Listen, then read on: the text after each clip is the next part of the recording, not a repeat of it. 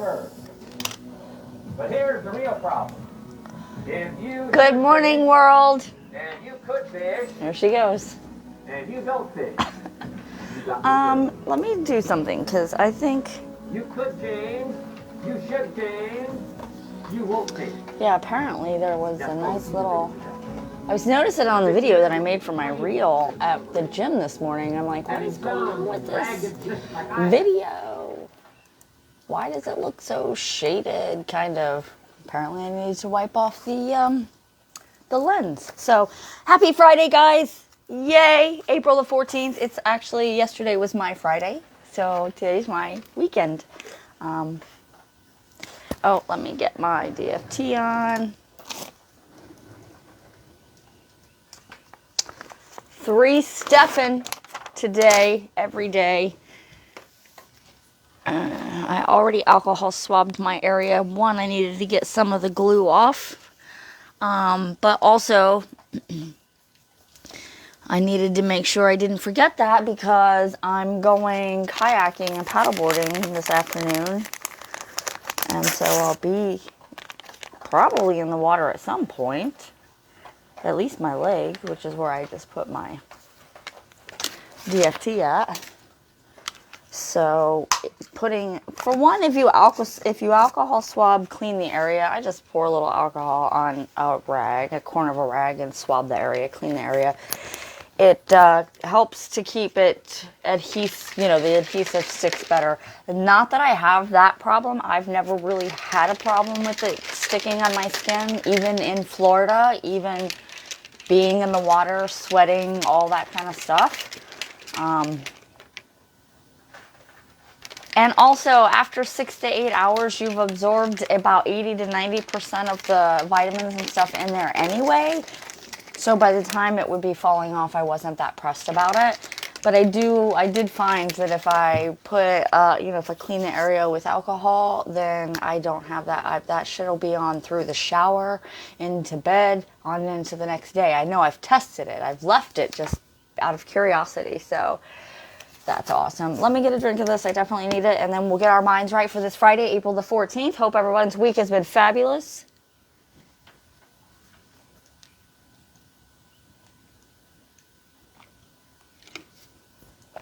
Oh my goodness. So good, so good, so good.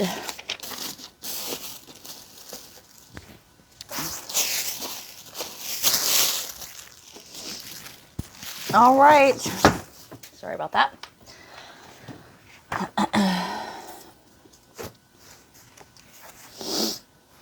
All right, today, your feelings are always right. Ooh, I don't know about that one. When it comes to how you feel, you are always right. Do not question whether what you feel is acceptable or unacceptable. Whatever your feelings are, you are entitled to have them. Your feelings can be a window to your highest self. Listen to them and honor them. And I'd like to add, again, because of the bigger picture in our world right now, while this is true, your feelings matter. The way that you feel, there's nothing wrong, per se, with the feelings that come up. They need to be listened to and processed and analyzed is when it comes down to. But that does not mean that they're right for everybody. Right? Because you feel this way, and that's okay. That does not mean that everybody has to feel that way or believe that it's okay or anything other than allow you to have your feelings.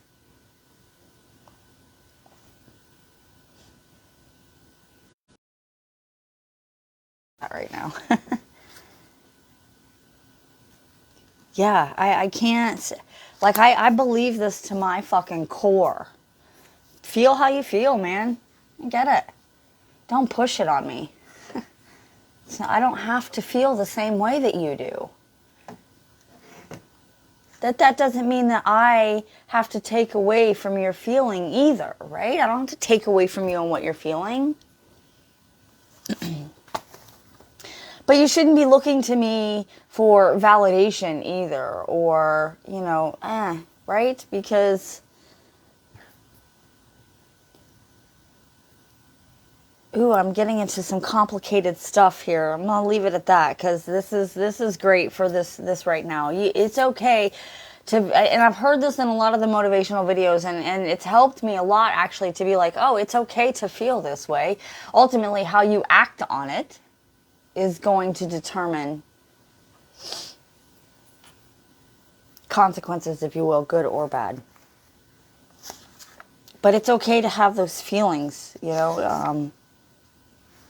When you understand that it's okay to have your feelings and they're not right or wrong necessarily, they're feelings, they're emotions, then you can feel them and understand them so that you can then release them and they're no longer an issue.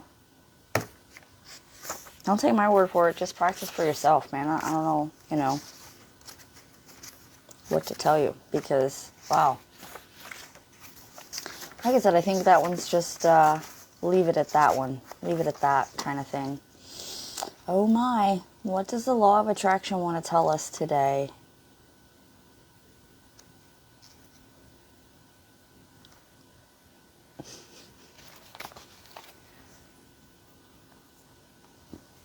Take other feelings into account. When you feel strong, visceral sensations like hunger pains or sexual desire or crave a substance like alcohol, for example, powerful neurophysiologic mechanism may be driving those feelings. Oh my God, Dr. Joe Dispenza and Dr. Huberman, he's another one that I just started listening to. Anyway. Likewise, your subconscious fears, needs, and wants color how you experience life and make decisions when the future outcome is uncertain. Decision making is often done in the presence of thoughts about whether the decision will generate benefit or harm in your life. I'm going to read that again. Decision making is often done in the presence of thoughts about whether the decision will generate benefit or harm in your life. The fight or flight response is a biological stress response to fight or flee when there is a perception of imminent threat.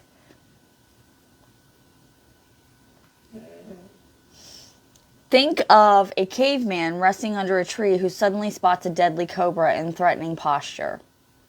The man's sympathetic nervous system releases adrenaline and stress hormones to rapidly adapt to such a dangerous situation. And many of us, that's the end of that, are living in that constant state of being.